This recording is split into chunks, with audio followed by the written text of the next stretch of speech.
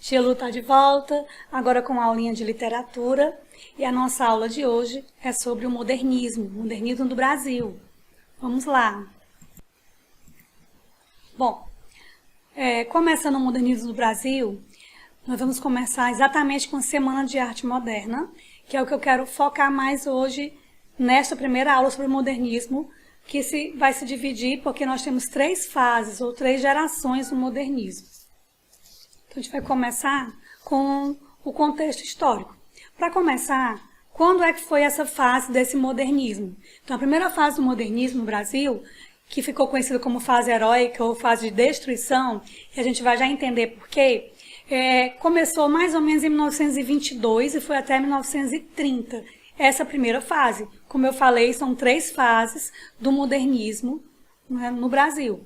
Então, no caso, essa primeira fase aí, ela surgiu dentro de um seguinte contexto. O primeiro contexto aí, primeiro que ela foi numa época chamada de entre guerras, entre a Primeira Guerra Mundial e a Segunda. Então, um período um pouco conturbado mesmo. Mesmo assim, teve um grande crescimento industrial, principalmente onde? São Paulo. Né? Um grande crescimento industrial, por quê? Porque lá foi um grande centro de imigração.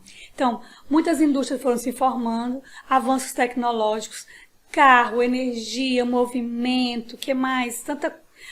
Telégrafo, então muita coisa foi surgindo por conta desse crescimento industrial e, muito importante, a chegada dos imigrantes, por quê? Porque mais pessoas, mais progresso. Agora, uma mão de obra barata, não é? Mão de obra barata porque era muita gente, então, com isso também, muitos imigrantes ascenderam socialmente, conseguiram ganhar dinheiro aqui e nós formamos aí uma nova classe burguesa. Qual é essa nova classe burguesa? Nós ainda estamos no momento também daquela oligarquia do café. Então, nós temos aí os cafeicultores, que também ainda era uma classe que conseguia gerar renda para o país, era o pessoal que tinha dinheiro. E esses novos imigrantes, esse pessoal que conseguiu ascender, né, conseguiu subir na vida, ganhando aqui com esse crescimento industrial, vamos dizer que juntaram-se as famílias, por exemplo, e surgiu uma nova classe. Né? Então, os jovens que nasceram desses cafeicultores, com os imigrantes, os jovens que nasceram aí, os jovens intelectuais, que iam estudar fora. Né? Que tinham o quê? Que tinham um poder aquisitivo que dava para estudar na Europa. E da Europa eles traziam o quê? Traziam as novidades, principalmente no campo cultural, né? Na literatura. Então, por isso que, assim, o modernismo, quando a gente está falando lá das vanguardas europeias, que foi a aula anterior, das vanguardas europeias, a gente vê que muitos jovens beberam dessa fonte, dessas vanguardas, dessas inovações nas artes, na cultura, e trouxeram para o Brasil. Então, perceba que foram jovens da classe burguesa, na classe alta, porque eles tinham condições de estudar fora e trazer as novidades. E aí eu coloquei aí como São Paulo como centro da cultura e da economia no país. Lembrar que foi um período também de fundação do Partido Comunista, que como era entre guerras também era um período que surgiram algumas revoltas e também uma crise econômica no país, porque também foi nessa época, nesse período, que teve aquela queda da Bolsa de Valores em Nova York, que foi uma crise mundial. Então, mais ou menos aí o contexto histórico. E lembrar assim, o contexto principal aí é lembrar que esses jovens intelectuais iam estudar fora e traziam essas novidades. Exatamente, os que foram para fora trouxeram as novidades para que exatamente acontecesse a Semana de Arte Moderna, que a gente vai ver já já. Mas antes disso, deixa eu ver aqui o que temos no slide. Pronto. Antes da Semana de Arte Moderna, que aconteceu em 22, antes de realmente acontecer, já havia indícios desse novo olhar na cultura, nas artes plásticas, né, na pintura, na escultura, na literatura. Já havia esses indícios, como eu falei. Por exemplo, um pintor chamado Segal, ele foi para a Alemanha. Na Alemanha, lembra da vanguarda da Alemanha lá? O expressionismo, né? Então ele viu as vanguardas lá, o expressionismo, o cubismo, o dadaísmo. Ele trouxe a sua obra para cá, foi uma exposição, mais ou menos em 1912, Então, muito antes da Semana de Arte Moderna, mas muitas pessoas não deram, como é que eu posso dizer, importância. Por quê? Porque até então era muito voltada para aquela arte bem tradicional. Né? A literatura também acadêmica, era tudo muito tradicional. Então, o Segal já trouxe isso para cá. Eu vou mostrar para vocês. Pronto, uma obra de Segal. Então, o Lazar Segal, uma das pinturas dele aí, você percebe que exatamente aí não tem aquele conceito de beleza convencional, como as pessoas estavam acostumadas, né, a verem nas pinturas. Então ele trouxe aí algo mais o quê? Expressionista. Lembra do expressionismo, que traz todo aquele rosto mais deformado, aquela tristeza. Então ele, né, do expressionismo, ele também trouxe algumas telas cubistas. Então isso aí, as pessoas não deram muita importância exatamente por ser algo que fugia ao convencional. Então já em 1912 já teve um pouco essa tendência modernista. E também veio Anita Malfatti, que ela era uma brasileira, também filha de pessoas que tinham dinheiro e foi estudar fora. E ela foi para a Europa, né, foi para a Alemanha, para os Estados Unidos. E quando ela retorna, em mais ou menos 1917, ela retorna e ela faz uma exposição. E nessa exposição, eu vou mostrar para vocês um dos quadros, que geralmente, muitas vezes cai no Enem esse quadro aí, chamado A Boba. E não é por nada não que esse quadro vai estar, muitas vezes, em questões de prova. Esse quadro dela, A Boba, ela tinha umas influências vanguardistas, né, do cubismo também, ela tinha, você percebe, na deformação assim do rosto, nas formas aí geométricas. Então não tinha aquela convenção, aquela beleza convencional. Obviamente, ela foi criticada na exposição que ela fez aqui em 1917, principalmente pelo pré-modernista Monteiro Lobato, que Monteiro Lobato escreveu no estado de São Paulo, no jornal, um artigo fazendo críticas severas a essa pintura e às outras pinturas da Anita Malfatti, né? Então, acho que na apostila tem um trechinho do artigo em que ele diz que há dois tipos de artistas, então ele faz, assim, severas críticas dizendo que isso não é arte. Então, ele coloca até palavrões, assim, que chocou um pouco também a própria artista na questão de ter sido bem criticada por algo novo, que na Europa já estava, como que eu posso dizer, mais enraizado. E aqui não. Então, em 1917, isso aí foi um absurdo. Então, assim, Mário de Andrade, quando leu o artigo do Monteiro Lobato, ele escreveu também um artigo. Já nesse artigo ele defende essa arte, né? Essa questão de não ter regras no que você está criando, não ter limites, ser mais arte pela arte. Lembra do parnasianismo, a arte pela arte? O importante era aquela métrica, a rima, as palavras cultas, os sonetos, né? Então aquilo ali na literatura e na pintura, aquela coisa convencional.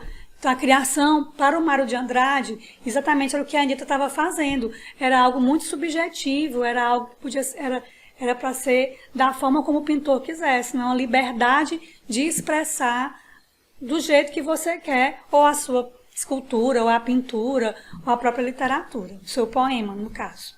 Então, assim, isso aí foi muito antes da Semana de Arte Moderna. Depois dessa exposição, só para vocês verem que já vinha assim, progredindo, trazendo um pouco dessa vanguarda para cá para o Brasil. Mas aí o Oswald de Andrade, também, né, outro jovem intelectual, foi à Europa, né, e bebeu da fonte das vanguardas. Então ele ficou fascinado quando ele viu as exposições cubistas, dadaístas, surrealistas, futuristas. Então ele bebeu dessa fonte, trouxe para cá, né? Então reuniu pessoas que tinham essa mesma mentalidade de acabar um pouco com esse tradicional, e eles resolveram em 1922 fazer um evento. Na verdade era assim, como é que eu posso dizer a vocês, era uma semana, na Semana de Arte Moderna. Foram só 3 dias, mas assim foram 3 dias de muita turbulência.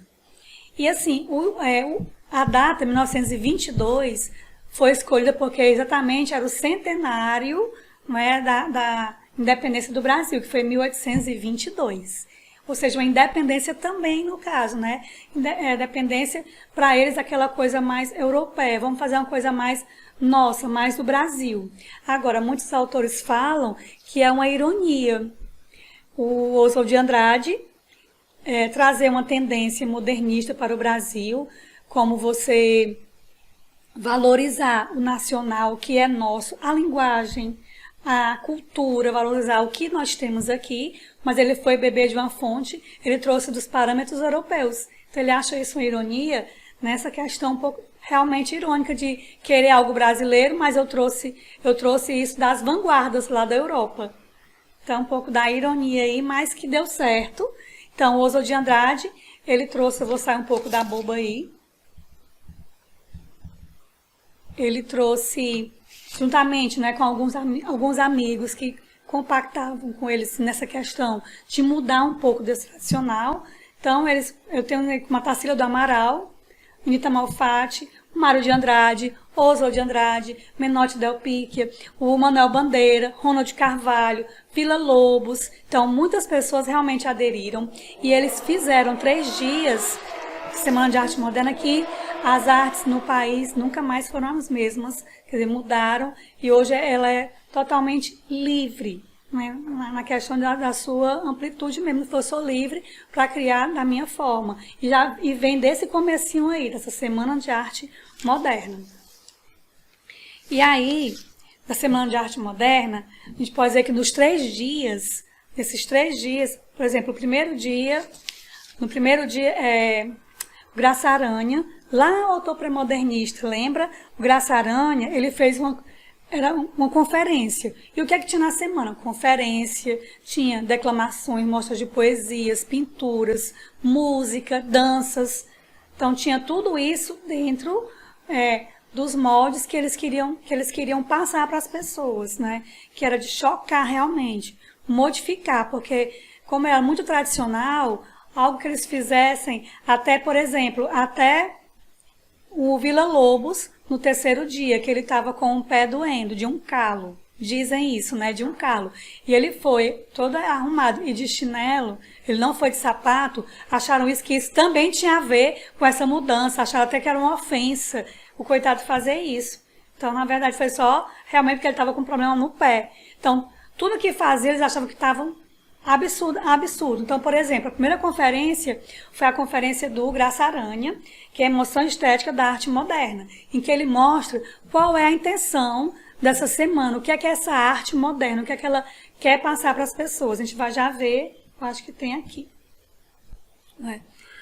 Então, eu coloquei alguma coisa dessa arte moderna. Experimentalismo, ou seja, mudança de gêneros e vocabulário. Chega só de sonetos.